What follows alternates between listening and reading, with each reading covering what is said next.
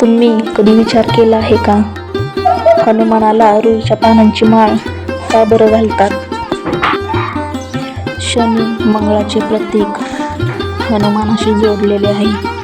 हनुमानाला रुईची माळ अर्पण केल्याने शनी मंगळाचे दोष कमी होतात आणि भक्ताला धैर्य व साहस मिळते. एक भक्त संकटात होता. त्याने हनुमानाला रुईची माळ अर्पण केली आणि काय आश्चर्य झाले, तो धैर्याने संकटातून बाहेर आला. अशी कथा खूप ग्रंथांमध्ये आहे. रुईची पानं किंवा रुईचे झाड हे साधेपणा आणि पवित्रचे प्रतीक मानले जाते. या झाडात एक विशेष ऊर्जा आहे. हनुमानाला साधेपणा आणि भक्तीचे प्रतीक मानतात. त्यामुळे रुईची माळ ही हनुमानाला अर्पण करतात. हनुमान हा संकटमोचक आहे आणि हनुमान अत्यंत शक्तिशाली आहेत, पण ते खूप साधे आहेत. त्याग, भक्ती आणि सेवा हे त्यांच्या मुख्य गुणांमुळे रुईची माळ त्यांना आपण अर्पण करतो आणि त्या गुणांचा आदर करतो.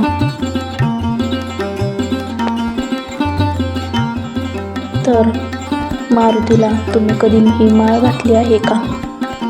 आणि ही माळ शनिवारी किंवा मंगळवारी घालावी, शक्यतो शनिवारी घालावी. आणि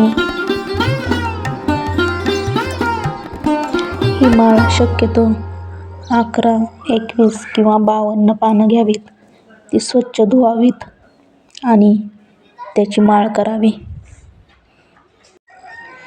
शनिवारी स्वच्छ आंघोळ वगैरे करून मंदिरामध्ये जाऊन 11, 21 किंवा 52 पानांची माळ घालावी. ही माळ आपण श्रद्धेने आणि भक्तीने त्याला घालावी. आपली संकटे नक्की दूर होतात. तुम्ही पण एकदा नक्की माळ घाला आणि तुम्हाला काय अनुभव येतोय तो आम्हाला सांगा.